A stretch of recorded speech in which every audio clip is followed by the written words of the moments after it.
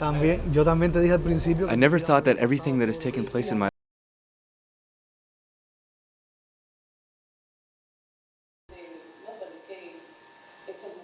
Como te dije, cuando me estaba yendo de ahí ya, me enteré. When I joined the media field, I started to love camera work. I studied at the Higher Arts Institute for 5 years. My graduation thesis was a documentary. And I decided not only to produce it, but to direct it. I did that, I graduated, and I went to work for national Cuban television. When one makes a documentary, one has to think not only what they want to say, but who they're saying it to. I think that's something that every documentary filmmaker should think about. The thing that really attracts me to produce is the daily life. How people live, getting into their skin, what they think, what they do. That really attracts me a lot. That's what I love to tell stories about.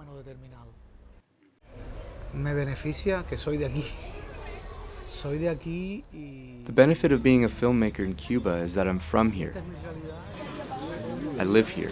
I live the reality of Cuba every day. I try to understand it all the time. But the Cuban reality has lots of different nuances.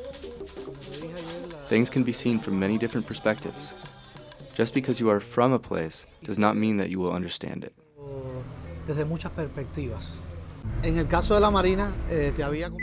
production depends on the particular documentary.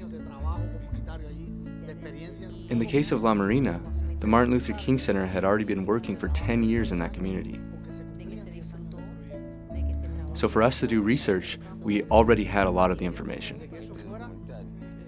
But it's actually the community itself that is telling their own story and deciding what is important to say about it.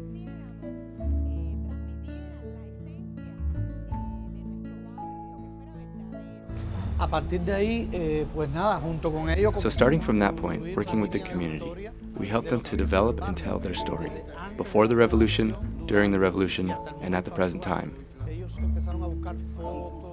And then from there, we went out and sought the testimonies that people made. That's how it was done.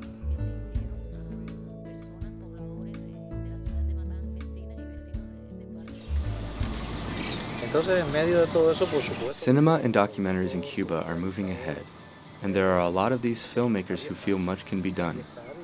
It's a dynamic period. And as a producer and a documentary maker, I want to be in the midst of all of this. I really want to produce and help tell the story of ordinary Cubans, the common voice, the people. That's my starting point. That's the story I want to tell.